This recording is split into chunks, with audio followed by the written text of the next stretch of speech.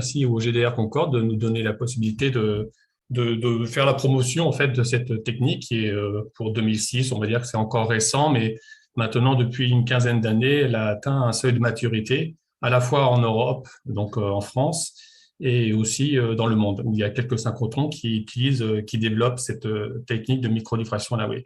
Donc, ce que je vais vous présenter, c'est vraiment c'est pour vous donner les bases, les concepts principaux pour comprendre les avantages et les quelques limitations de cette technique qui utilise les rayons X, donc ceux de l'ESRF intense. Et donc, c'est un travail qui est mené depuis 2006, comme l'a dit Benoît. Et donc là, j'ai oublié la participation très active et essentielle d'Olivier Ulrich, qui est aussi un ingénieur CEA qui fait partie de la ligne de lumière et qui a aussi largement contribué à l'essor de cette diffraction Laue à l'ESRF. Donc, ma présentation, il y aura plusieurs points que j'aimerais aborder avec vous. C'est pourquoi on a besoin, quel est l'intérêt d'avoir ce petit faisceau en faisceau multilongueur d'onde ou en faisceau blanc, hein, donc en mode diffraction Laue. Donc pour cela, je vais vous expliquer un petit peu les concepts de la diffraction et on va comprendre pourquoi la diffraction Laue possède des avantages pour caractériser la matière et obtenir des informations structurales sur les matériaux. Ensuite, je parlerai de comment ces expériences sont menées, quels sont les outils, quels sont les protocoles à peu près qu'on utilise à l'ESRF, sur la ligne BM32. Si j'ai le temps, je vous parlerai rapidement des principales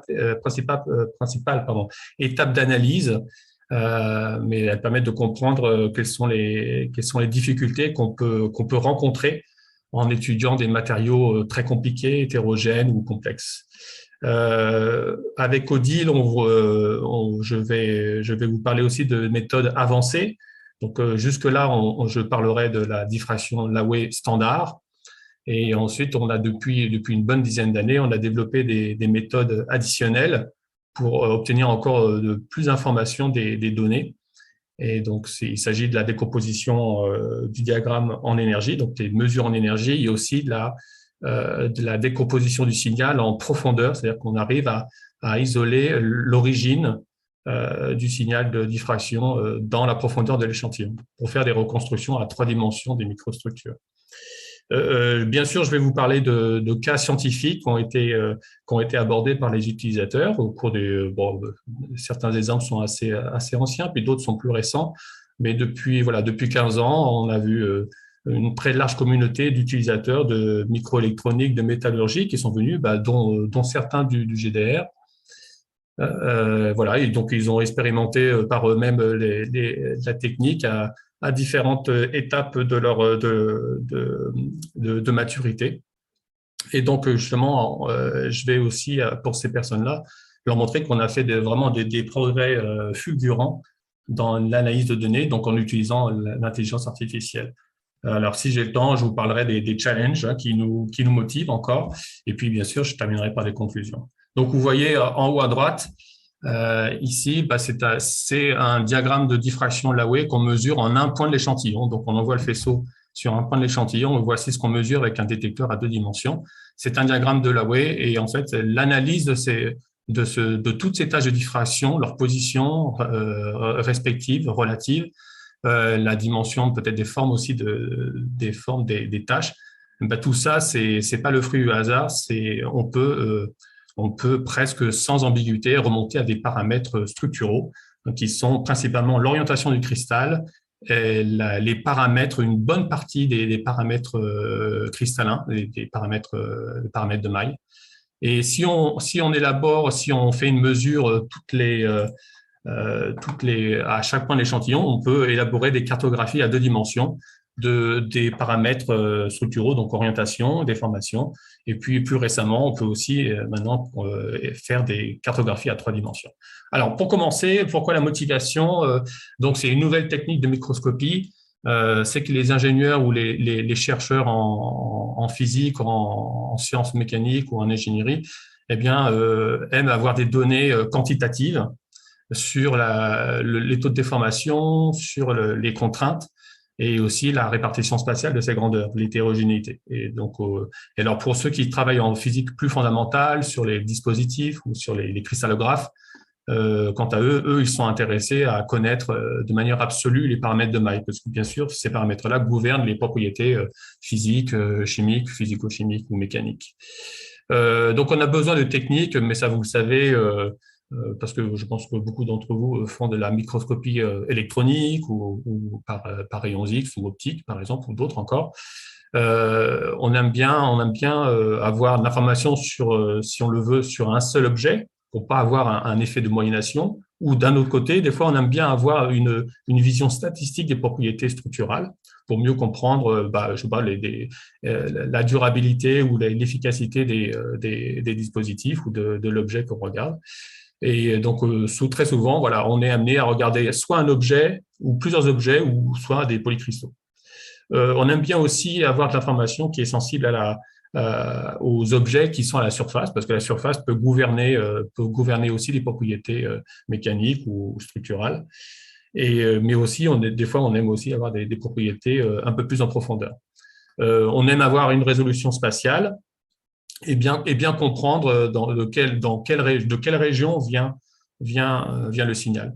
Et puis, depuis une bonne dizaine d'années, les expérimentateurs, les chercheurs, les utilisateurs cherchent de plus en plus à effectuer des expériences avec les rayons X, mais dans des conditions in situ operando, pour mieux comprendre les objets qui sont le sujet de leurs études. Donc, les rayons X, donc là, je vais faire la promotion des rayons X, mais bien sûr, il y a aussi les faisceaux électroniques qui donnent vraiment des informations très intéressantes. Alors, nous, notre expertise, elle est sur l'utilisation des rayons X. Donc, vous savez, il y a des avantages, c'est qu'ils sont non destructifs. Ils sont aussi très pénétrants, donc en tout cas plus pénétrants que les électrons. Et puis, grâce à ces rayons X-là, on peut obtenir des informations structurales sur les paramètres atomiques, donc la distance qui relie les plans atomiques ou les atomes. Donc là, il faut être en mode diffraction. De nos jours, il y a dans le monde beaucoup d'installations, de grandes installations d'infrastructures de recherche, donc de type ESRF, de synchrotrons ou de neutrons, mais en tout cas, dans le cas présent, c'est le synchrotron, qui permettent de pouvoir fabriquer des faisceaux très étroits, très très petits, très peu divergents, avec un flux notable. Et il y a l'avancée des détecteurs qui sont de plus en plus efficaces et bas bruit, très sensibles et qui sont à deux dimensions, et qui ont aussi une résolution en pixels qui permet de faire des mesures en angle très très précises. Voilà, donc les concepts, la diffraction de Laue, ça date de plus de 100 ans. C'est Max von Laue qui a demandé à ses collaborateurs de faire une expérience en mettant à côté un tube à rayons X et puis un cristal, et puis de voir ce que pouvait produire la combinaison des deux, enfin l'éclairement de l'un par l'autre. Et voici l'image que ces collaborateurs, Friedrich et Kinting, ont obtenue à cette époque-là. Donc, on commence déjà. Donc, l'éclairement est polychromatique. Donc, il y a plusieurs longueurs d'onde qui vont interagir avec le cristal. Et voici ce qu'on obtient. Quelques années plus tard, voici les images qu'ils ont obtenues. Donc, on voit l'amélioration expérimentale.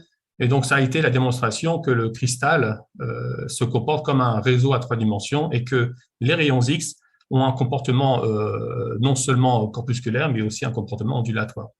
Et donc, quelques années après, il y a la famille de Bragg qui a mis au point cette fameuse loi de Bragg qui relie la distance interréticulaire, donc la distance entre le plan cristallin, l'angle d'attaque des rayons X par rapport à la surface de ces plans cristallins, par rapport au plan cristallin, pardon. Et tout ça, c'est relié à la longueur d'onde des photons qui sont produits par une source. Donc là, je vais très rapidement vous rappeler ce que c'est qu'une expérience de scattering, de diffraction. Eh bien, on cherche à mesurer des déviations parce que les photons X se comportent comme des ondes et donc vont interagir avec un réseau que forment les atomes ou les plans cristallins. Donc, à partir de la détermination de ces deux états, de ces angles de déviation-là, qui sont produits par les interférences constructives, eh bien, on va pouvoir remonter, par exemple, au pas du réseau, donc à la distance périodique moyenne qui fait que le réseau cristallin est organisé. Donc, la diffraction des rayons X, en gros, c'est retrouver cette densité électronique grâce à la transformée de Fourier, parce que le signal de diffraction n'est simplement que la transformée de Fourier de la densité électronique. Bon, ça, vous le savez, je pense.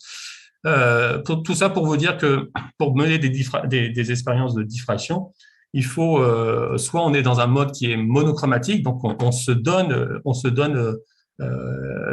connaît la longueur d'onde de lambda et on veut déterminer la distance interréticulaire D ici. Donc en fait, il faudra mesurer θ, l'angle de déviation. Si je connais θ et je connais lambda, je peux déterminer D. Ça, c'est le mode de diffraction monochromatique, comme elle est extrêmement utilisée dans le monde, pour faire la méthode des poudres, ou la diffraction de surface, ou la diffraction aux grands angles, par exemple, ou même du Gisax, ou la diffusion de petits angles. C'est toujours relié l'angle de déviation à la distance interréticulaire. Donc ça, c'est le cas monochromatique.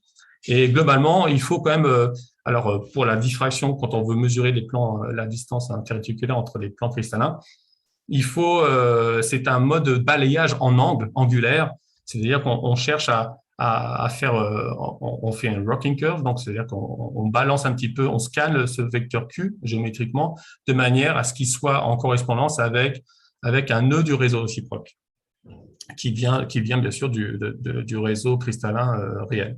Donc la diffraction monochromatique, il faut quand même préorienter, il faut bouger et le cristal et le détecteur, à moins qu'on ait un détecteur de très très grande dimension.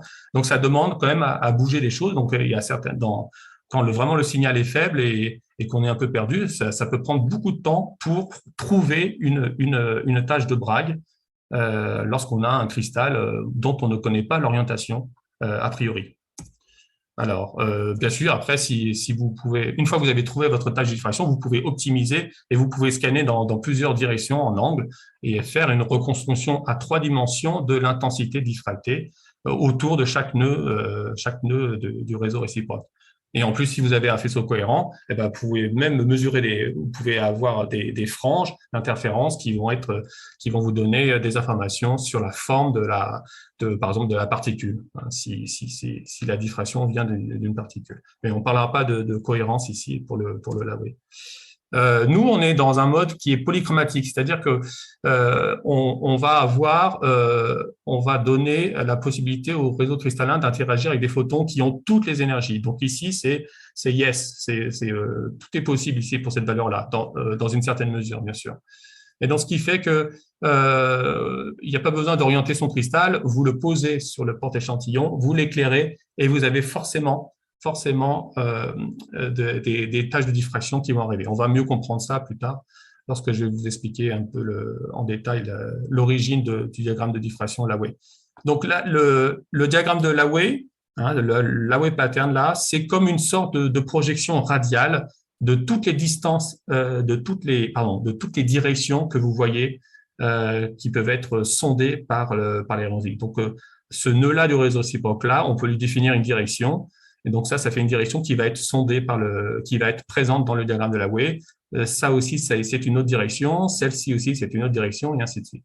Donc voilà, vous voyez, il y a autant de directions que de nœuds de réseau réciproque qui sont contenus dans les deux sphères d'Ewald. Et la sphère d'Ewald qui est la plus large, c'est celle qui correspond à l'énergie maximale produite par la source de rayons X qu'on a sur BM32, par exemple. Voilà, pour mieux comprendre ce qui se passe, vous avez le réseau cristallin avec les nœuds du réseau réciproque et on cherche par exemple on cherche à mesurer le plan réticulaire, enfin le nœud du réseau réciproque 401. Donc voici le vecteur G étoile. Et donc on essaie de trouver les conditions élastiques qui fait qu'on a cette relation géométrique là qui est satisfaite. G star est égal à KF moins KI. KI, c'est le vecteur d'onde des photons incidents.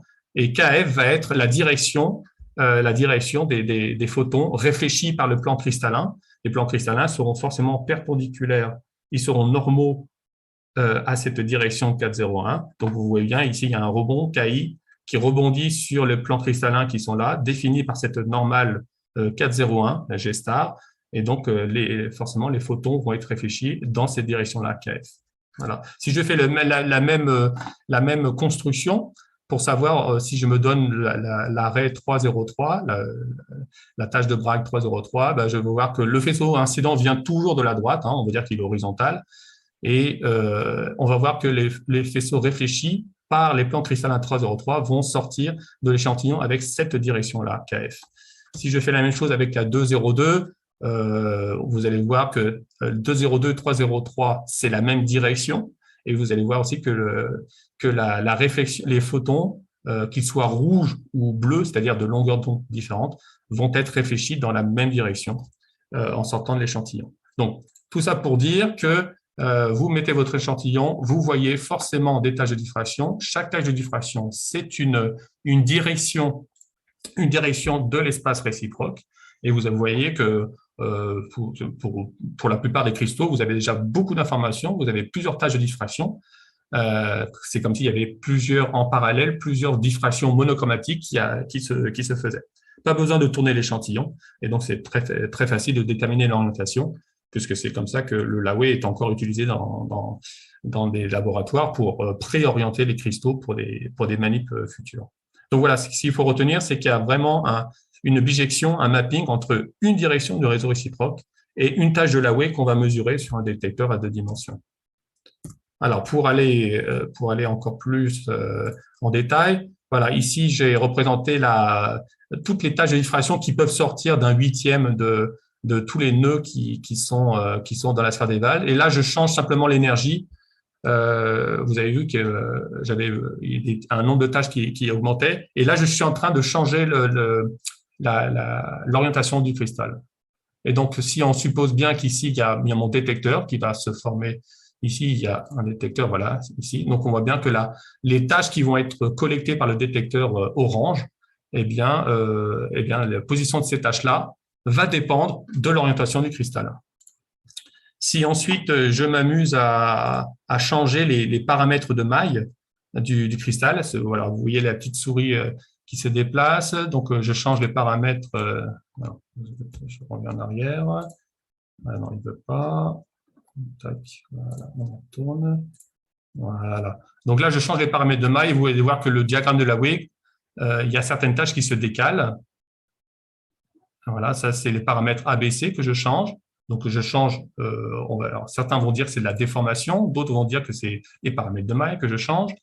Et je peux aussi changer les angles alpha, bêta, gamma, hein, qui conditionnent aussi la forme de la maille. Et là, pourquoi il ne bouge pas? Ouais, bon, il n'a pas envie de… Ah, c'est d'accord. Voilà. Et là, on voit, quand je change l'angle bêta, tous les degrés, on voit bien que les tâches de diffraction bougent. Donc, ça, c'est pour vous illustrer le fait que les tâches de diffraction, elles vont nous donner l'orientation de la maille cristallographique, mais aussi, on peut avoir une idée assez précise des paramètres de la maille cristallographique. Donc voilà, et donc l'avantage de cette technique-là, c'est une méthode expérimentale. Donc on mesure de manière absolue l'orientation et la déformation ou les paramètres de maille du réseau. Alors, on ne mesure pas complètement tous les paramètres de maille. Ici, je vous donne un exemple où je passe d'un réseau à 2 dimensions, hein, pour comprendre les choses, entre le bleu et le rouge.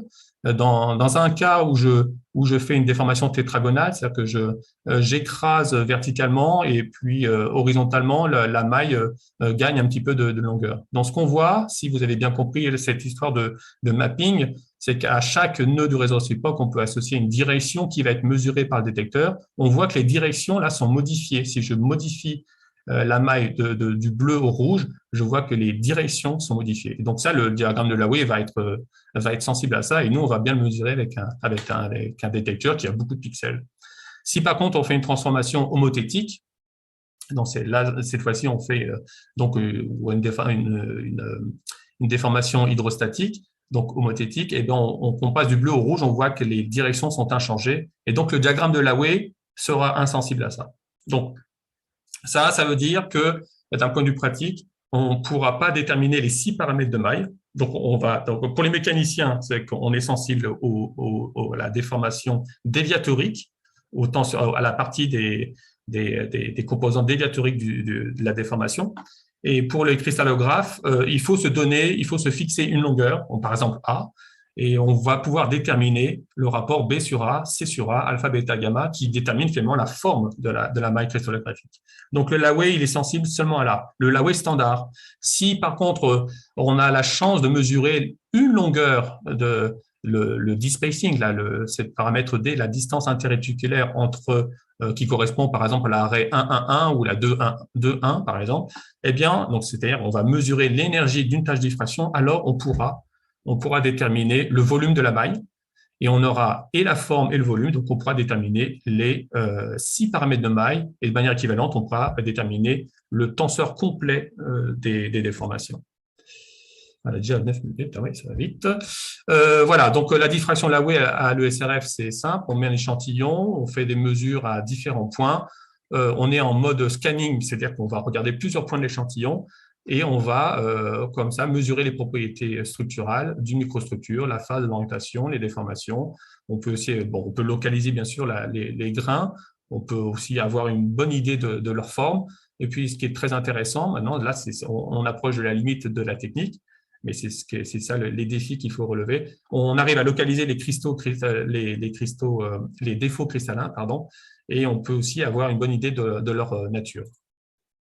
Donc, les mots-clés, c'est diffraction de Lawey, si on est capable d'avoir une très bonne résolution, donc 1/100 de pourcent, donc 10 puissance moins 4 de résolution, 1 pour 10 000. On arrive à avoir de manière quantitative la déformation et l'orientation des cristaux.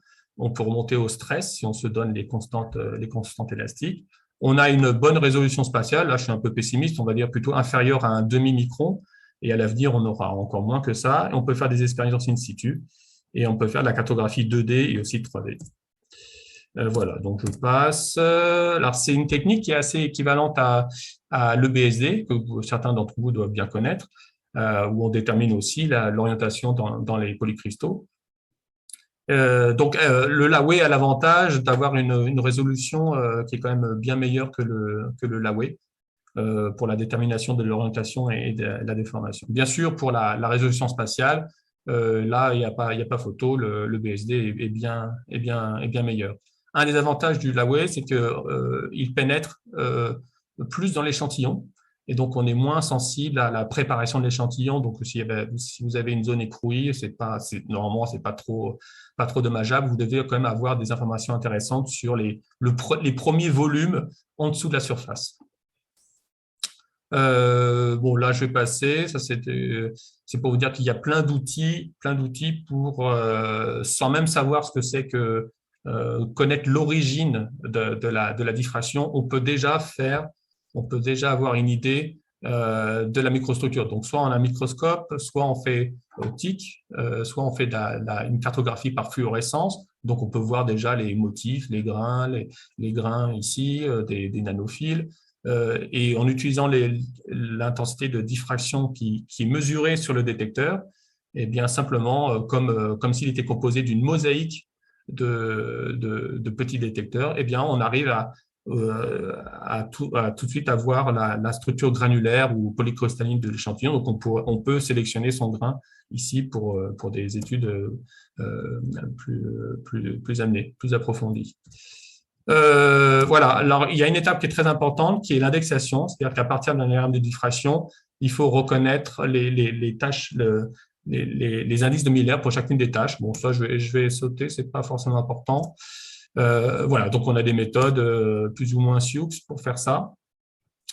Et par contre, ça devient vraiment critique lorsque, comme dans la vraie vie, dans les matériaux, eh bien, on fait un diagramme de diffraction, on fait une mesure de diffraction Lawey et on se rend compte que l'échantillon est polycristallin, enfin, on le savait, et des fois, on peut avoir la superposition d'une dizaine de diagrammes de Lawey. Et donc là, par contre, pour les techniques d'indexation automatique, ça peut être un peu plus difficile. Donc, c'est pour ça qu'on a élaboré plusieurs méthodes pour indexer.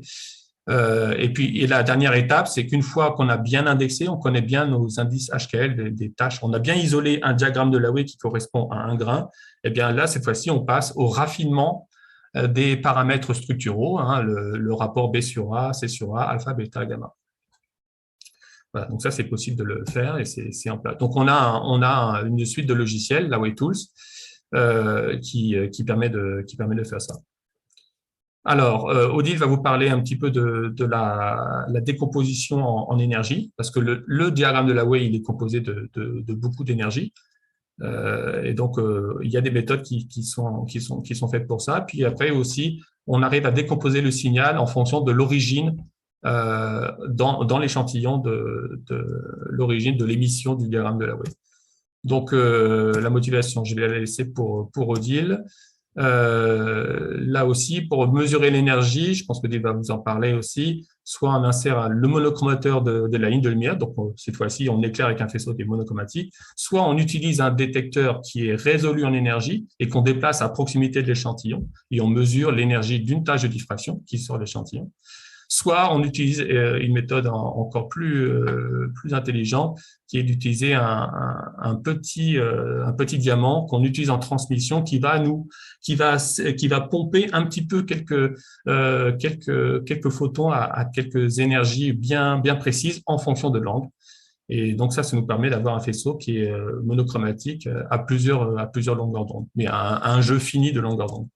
Donc je passe tout ça, ça sera pour Odile. Et donc une bonne illustration de cette méthode avancée, c'est la recherche d'une mesure absolue de la déformation du tenseur complet des déformations et même aussi de la contrainte dans des petits ponts de germanium. Donc la motivation, c'est de faire dans le germanium, dans l'étain germanium, c'est de faire de l'alliage étain germanium, c'est de faire des dispositifs à gap direct pour l'intégration entre la photonique et la microélectronique.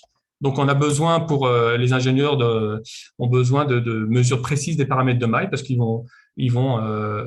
parce qu'on arrive à avoir un gap direct si on déforme cet alliage-là. Et donc, Samuel Tardif a mené des campagnes de mesure en énergie pour déterminer la déformation. Donc, voici les cartographies finalement. Alors là, cette fois-ci, c'est le tenseur, je pense, complet des déformations grâce à cette méthode-là et comparé à des études par élément fini. On voit que l'accord est excellent et on voit aussi la résolution qui est très, très bonne. Donc là, c'est des dixièmes de pourcent, mais en fait, on peut voir qu'on a encore une résolution qui est encore plus fine que cette échelle-là. Donc là, c'est la même chose pour une déformation qui est une contrainte biaxiale.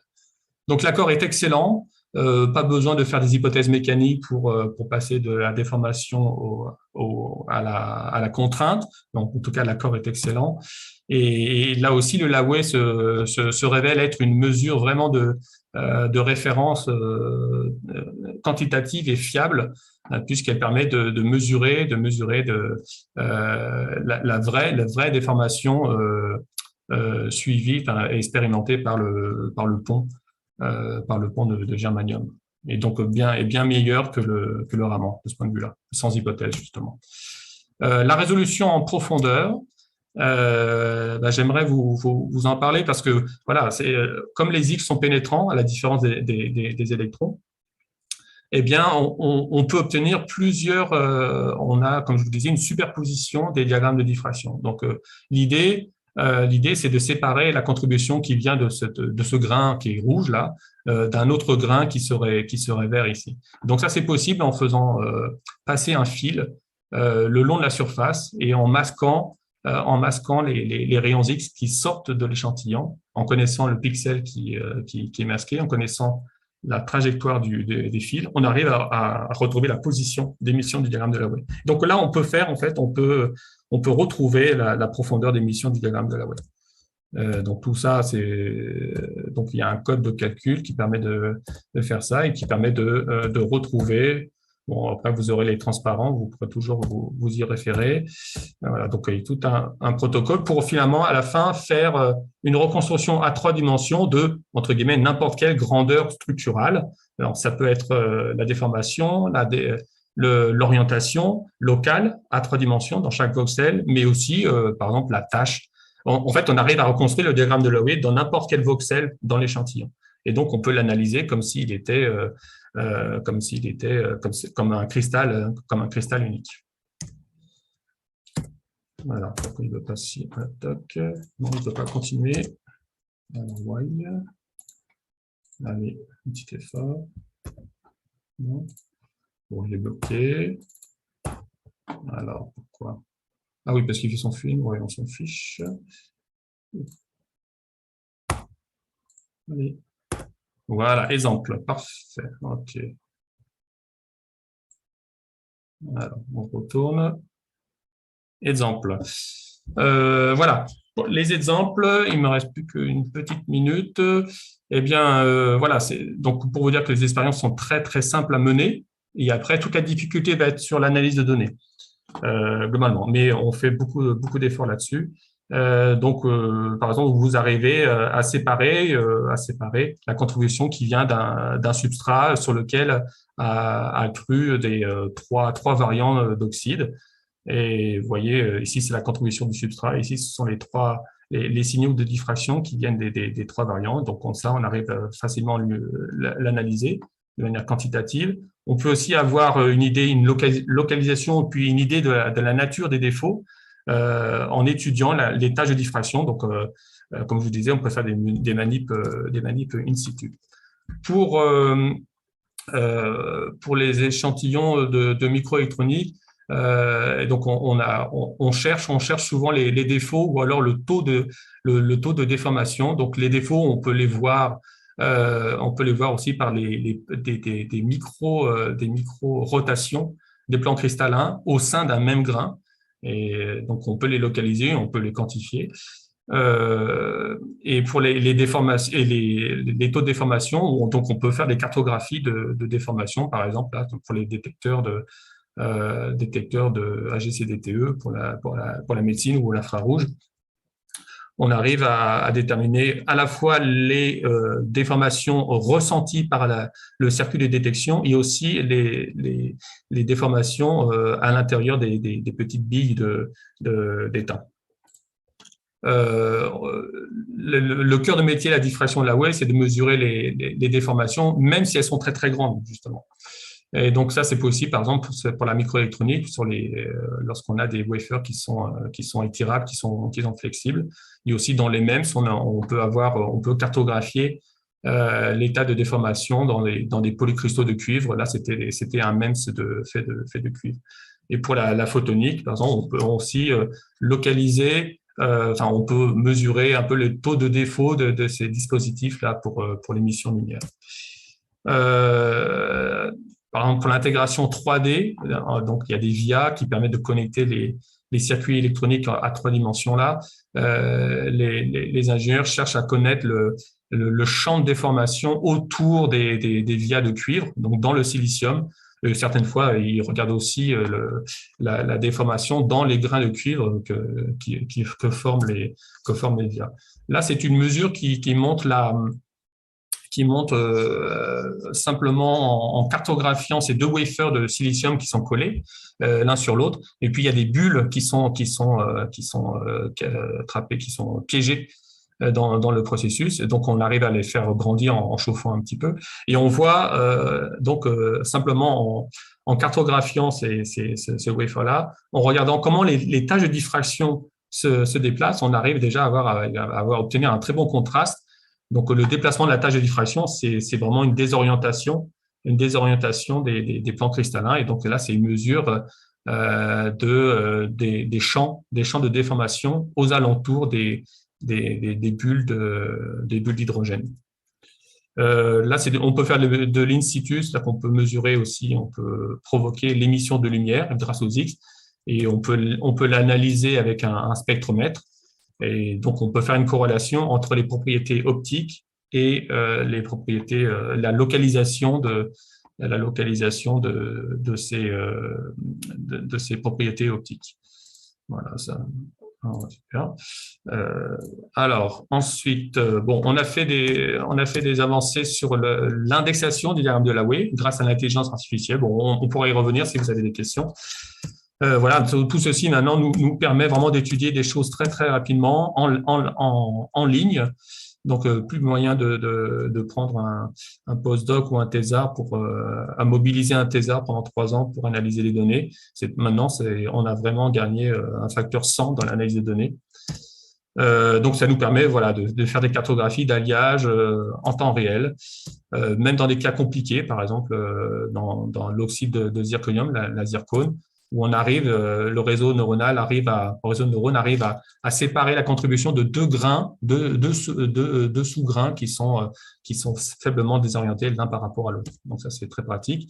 Bon, toujours en microélectronique, on arrive à connaître très rapidement l'orientation de tous les grains qui forment des pads de cuivre sur du silicium. Et aussi, on arrive à voir la déformation ressentie par le silicium en raison de la présence du cuivre. Voilà, les challenges, c'est ça, c'est qu'on aimerait à l'avenir analyser des choses de plus en plus compliquées avec des tâches qui sont diffuses. Et tout ça, c'est très riche. Ça contient beaucoup d'informations et on espère pouvoir obtenir des informations quantitatives et fiables. Voilà, donc ça, je passe. Conclusion, voilà, donc on a un système, on a une installation qui permet de scanner avec un faisceau microfocalisé, un faisceau blanc, des microstructures ou des micro-objets avec une taille de sonde qui est quand même intéressante, hein, de l'ordre de 300 nanomètres. On peut, si on veut, si on a le temps quand même, on peut scanner plusieurs millimètres d'échantillons. Hein, on peut faire vraiment de la statistique. On peut faire des expériences in situ.